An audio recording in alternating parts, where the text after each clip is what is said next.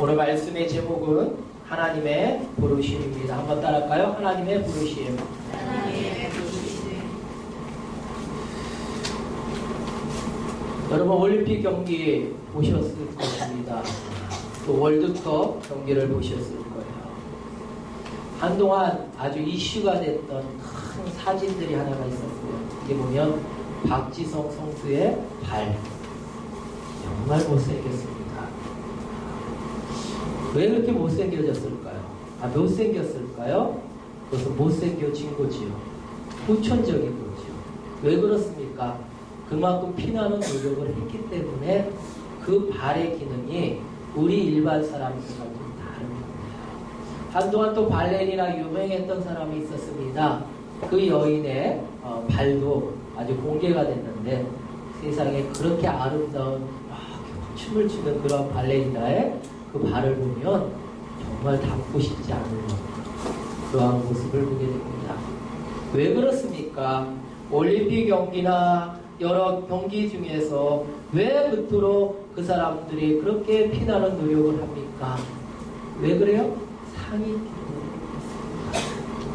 그 상, 그 꿈을 바라보고 나아가는 거죠. 어떤 사람들이 막 훈련을 하고 있을 때 이 코치들이 하는 이야기가 꼭 공통점이 있답니다. 그게 뭐냐? 야, 메달 따는 모습을 상상해봐. 너 메달 따고 있는 그 시상대에 올라가 있는 그 모습 봐.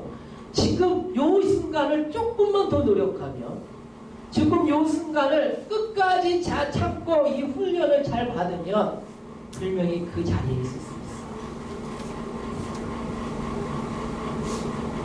훈련이라는 게 참 중요한 거야. 이렇게 달려갈 길은 잘 달려가는 게 참 중요합니다. 그래서 오늘 올림픽이나 경기하는 선수를 보면서 무엇을 생각하십니까? 라는 질문부터 여러분에게 드리고자 합니다. 고린도전서 9장 24절에 보면 주보에 있는 뒤의 모습을 같이 보셔도 됩니다. 고린도전서 9장 24절에 보니까 뭐라고 되어 있습니까? 우리 한번 같이 볼까요? 시작! 운동장에서 다름질하는 자들이 다 달아날지라도 오직 상 얻는 자는 하나인 줄을 너희가 알지 못하느냐? 너희도 얻도록 이와 같이 다름질하라. 하나님의 부르심에 합당한 삶을, 그리고 하나님의 부르심에 합당한 상을 얻기 위해서 우리는 다름질을 해야 된다는 것입니다. 할렐루야. 오늘 성경의 빌립보서 3장 말씀을 보면 사도 바울의 그 모습을 이야기하고 있습니다. 사도 바울은 인생의 삶을 뭐라고 이야기하느냐? 잘 달려가는 경주다와 같다라고 얘기하고 있어요. 이제 경주로 하고 있는 사람들의 이야기 속에서 말하고 있습니다. 그런데요, 이 경주하는 사람들이 이 혹독한 훈련을 받을 때 그 훈련에 가장 중요한 것이 있어요. 그게 뭐냐? 절제예요. 자기 자신을 내려놓는 게 중요하다는 거죠. 그리고 그 내려놓고 나서 뭘 바라봐야 돼요? 내게 주실 상을 바라보는 거예요.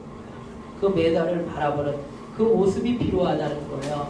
사도 바울은 빌립보 교회를 향하여 오늘 그 이야기를 하고 있는 것입니다. 너희는 신앙의 경주를 감당하고 있는 그러한 사람들인데, 그러한 삶을 살아가는 내 모습을 볼 때 나는 여태까지 열심히 경주를 한다고 잘 경주를 하며 달려가고 있었다. 그런데 내 경주는 잘못됐다는 거야. 마라톤 선수가 마라톤을 잘해야 되는데 무엇을 하고 있느냐? 수영을 하고 있으면서 마라톤 선물을 받고 싶어 했던 그 모습과 같다는 거죠. 내 인생의 목적이 잘못되었다는 거예요. 왜? 그런 열정을 다하여 교회를 핍박하는 일을 감당했죠. 그러나 그 핍박하는 그 일 속에서 열정은 있을지 모르지만, 그러나 온전한 상을 받을 기회를 놓치고 있었습니다. 왜? 잘못된 길을 가고 있습니다.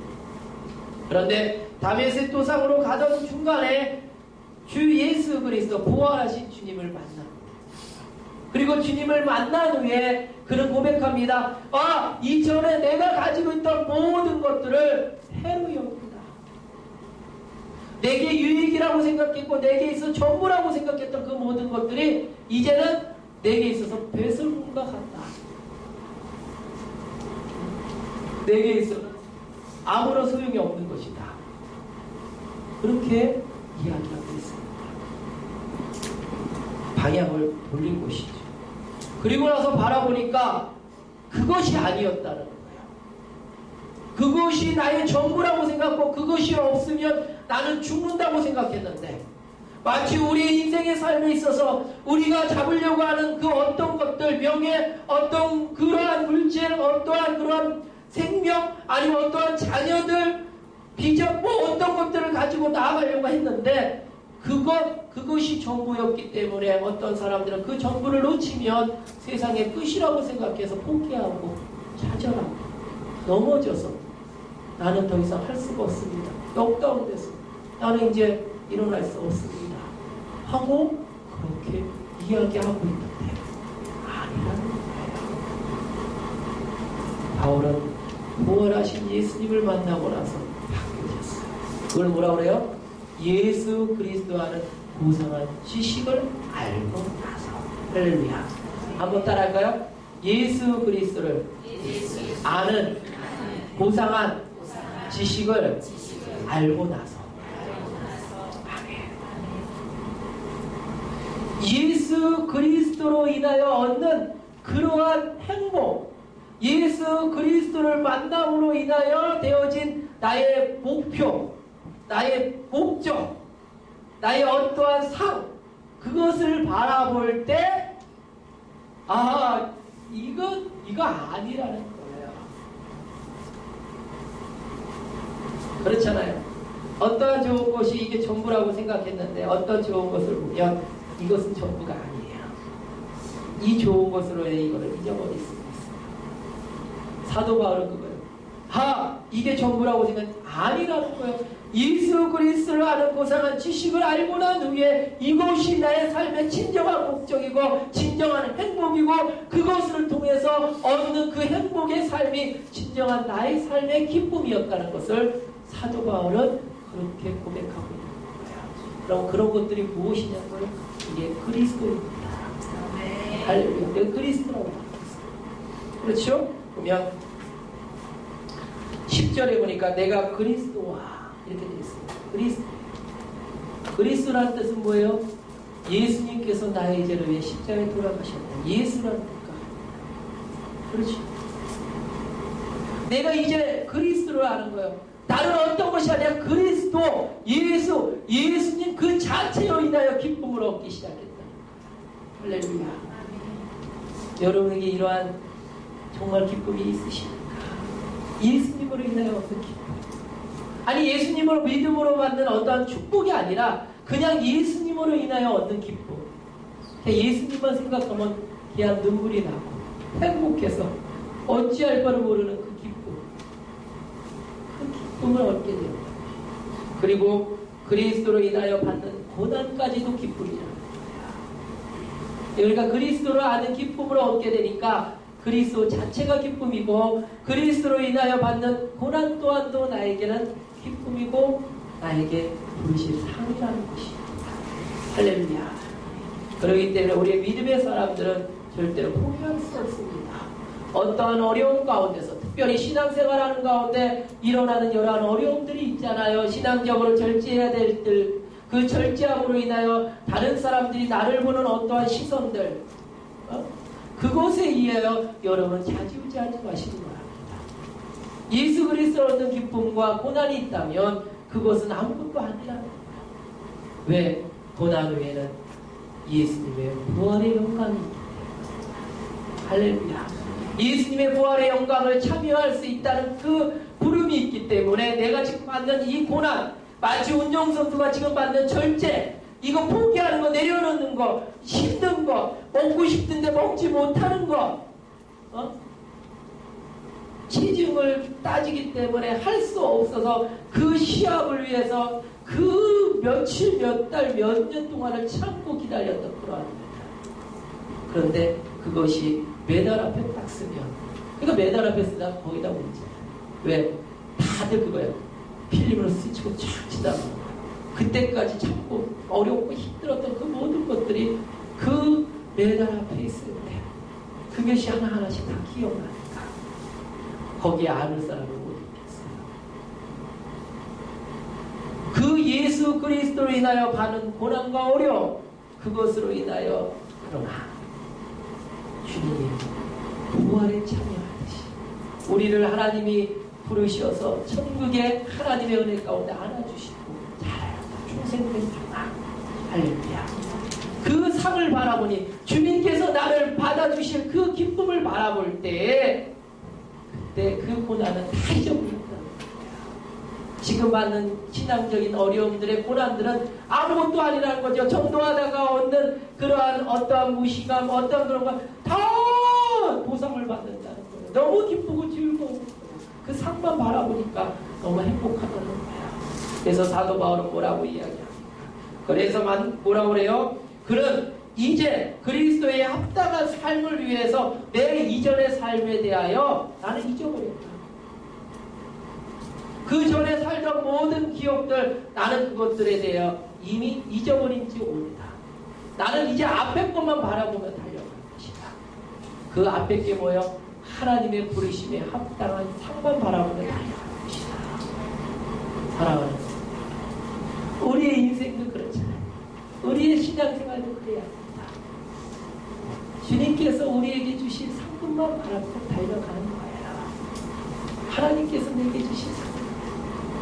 그 힘든 삶 속에서도 하나님께서 내게 주신 그 은혜, 그것만 바라보고 달려갈 수 있다면 지금에 받는 이 어려움들에 인해서 우리가 좌절하고 포기할 필요가 없다. 사도 바울은 그것에 대하여 이야기하고 있는 것을 보입니다. 그래서 표대를 향하여, 목적이 있는 삶을 향하여 예수 그리스도 안에서 부르심에 대한 보상, 부르심의 상을 위하여 달려가고 있다라고 사도 바울은 고백하고 있고 다음 때 말씀을 전하고 있는 것이죠. 오늘 이 시간에 여러분의 삶 속에서 하나님의 부르심의 상을 바라보며 믿음 안에서 잘 달려가는 그러한 인생이 되기를 주님의 이름으로 축원합니다. 아멘. 근데 이렇게 이야기하면 좋은데 여기에 한 사람에 대한 이야기를 또 이야기하고 있어요. 이게 뭐냐? 잘 달려가야 되는데 시행착오라는 게 있잖아요. 그렇죠? 아, 저 사람이 간 길을 가지 말아야지 하는 사람의 예제를 하나 드려봤어요. 이게 뭐냐? 오늘 사무엘상 16장 1절 그리고 15장 1절부터 13절의 말씀이에요. 주보에 보면 좀 기록되어 있어요. 보면 뭐라고 되어 있느냐? 사무엘상 16장 1절에 보니까 이렇게 되어 있어요. 여호와께서 사무엘에게 이르시되 내가 이미 사울을 버려 이스라엘 왕이 되지 못하게 하였거늘 내가 그를 위하여 언제까지 슬퍼하겠느냐. 사무엘 선지자는요, 이스라엘 왕이 필요하다는 요구에 대해 하나님이 응답하셔서 이스라엘 왕을 세울 때 초대 왕 사울을 세운 사람이에요. 기름 부어 하나님의 종으로 하나님의 일꾼으로 세우셨어요. 그런데 사울을 하나님 앞에 어떻게 됩니까? 우리가 15장 1절 말씀 이후에 보니까 하나님께서 사울에게 명령을 내리셨어요. 야, 이제 네가 내 말을 순종하는 것을 듣고 너는 이제 가서 내 일 할 것이 필요하다. 그 일을 해야 되는데 그게 뭐냐? 아말렉과 전쟁을 해야 된다. 왜 아말렉과 전쟁을 해야 되냐? 이스라엘 백성이 애굽에서 출애굽해서 나올 때 그때 아말렉이 이스라엘 백성을 괴롭혔고 하나님의 백성을 괴롭힌 것에 대해 하나님이 알고 있다가 이제 사울 왕, 그 왕 보고 그 일을 하라는 거예요. 그래서 어떻게 해야 되느냐? 아말렉 그들을 모두 진멸하라고 그랬어요. 심지어는 뭐라고 그랬는데 남녀와 소와 젖 먹는 아이와 우양과 낙타와 나귀를 죽이라고 말하고 있습니다. 이거는 신앙적인 모습으로 봐야 돼요. 뭐예요? 죄는 남기지 말라는 거예요. 죄는 하여튼 죄 모양이라도 버리라는 것처럼 죄라는 것을 다 없애야 된다는 그 얘기를 하는 거예요. 그래서 아말렉 그 전쟁에서 이스라엘 백성이 가지고 있던 그 신앙의 모습을 나아가 승리하라는 거예요. 그랬더니 정말 나아갔어요. 그런데 놀랍게도 이스라엘 백성이 승리하게 됩니다. 사울왕이 승리하게 됐어요. 근데 승리하고 나서 무엇을 했느냐? 하나님의 명령대로 다 멸절하고 진멸했어야 되는데 보니까 성경에 보니까 뭐라고 되어 있느냐? 사울과 백성이 아간과 그의 양과 소의 가장 좋은 것 또는 기름진 것과 어린 양과 모든 좋은 것을 남기고 진멸하기를 즐거 아니하고 가치 없고 하찮은 것을 진멸하리라. 뭐예요? 다 진멸하라고 그랬는데 죄의 모양이라도 버리라고 그랬는데 아니요 하나님 요거는 좀 남겨놓고 싶어요.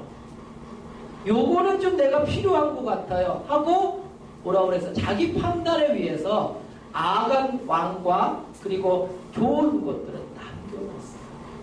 하나님께서 모르셔요? 하나님께서 다 아시죠? 왜 모르셨어요? 그래서 사무엘을 사울에게 보내셨어요. 그리고 나서 사무엘 가서 사울에게 이야기합니다. 하나님이 하신 것 다 이루었습니까? 아, 저거 다 했죠. 가서 아말렉과 전투에서 이겼어요. 근데 하나님은 이기기를 원하신 겁니다. 뭘 원하신 거예요? 승종을 원하신 거예요. 그것만이 전투가 아니잖아요. 인생의 삶에 이것만이 끝이 아니잖아요. 이외에 얼마나 많은 전투와 얼마나 많은 인생이 남아있습니까? 하나님이 원하는 것은 시작의 승종을 원하시는 거예요. 그런데 뭐라 그러냐? 아말렉 전투 다 이겼습니다. 그런데 이 소리가 뭡니까? 이거요? 하나님 앞에 재물 드리려고 남겨놓은 거예요. 사실은 또 정확한 표현으로 나중에 뭐라 그러냐? 백성들이 두려워서 남겨놨어요. 이렇게 말하고 있어요. 하나님의 말씀에 순종하자. 그래서 사무엘이 하나님의 명령을 따라 이렇게 말합니다. 여호와께서 번제와 다른 제사를 그의 목소리를 청종하는 것을 좋아하심 같이 좋아하시겠나이까.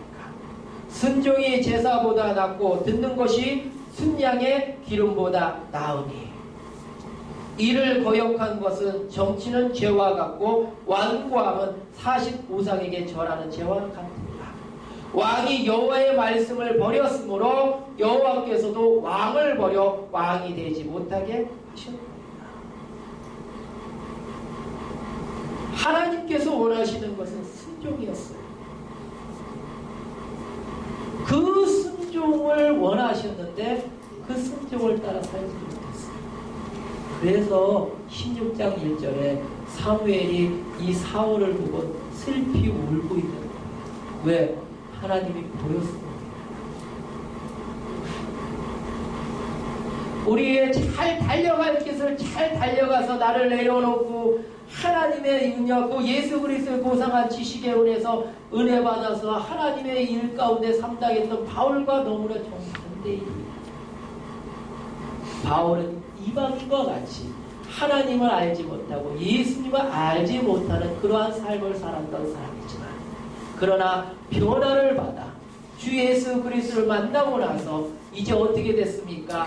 하나님의 사람으로서 주의 일을 감당하며 이제 예수 그리스도의 고상한 지식을 통하여 부르신 상을 받아보며 달려가는 그러한 사람입니다. 그러나 사울은 잘 운동할 수 있는 체질을 갖고 있는 거예요. 막 근육도 있고 막 튼튼한 다리도 있어. 육상선 딱 하면 저 사람 달리면 이때갑니다. 할 정도로 그러한 모든 것을 갖춘 사람으로 여기 딱 하고 딱 하고 있는데 중요한 것은 안 된다. 끝까지 달려갈 때는 다 달려가지 못했어요. 중간에 잘못된 규칙과 법도와 하나님의 말씀을 어기고 사랑하는 성도, 저는 여러분이 다 바울 같은 인물이기를 원합니다. 달려갈 길을 다 달려간 후에 주님이 부르실 때 합당한 그러한 신앙의 사람이 되기를 원합니다. 여러분한테 이런 질문을 하고 마치자 합니다. 하나님의 자녀로서 여러분은 하나님의 부르심에 합당한 삶을 살기 위해 어떠한 것을 행하고자 결심하십니까? 기도드리겠습니다.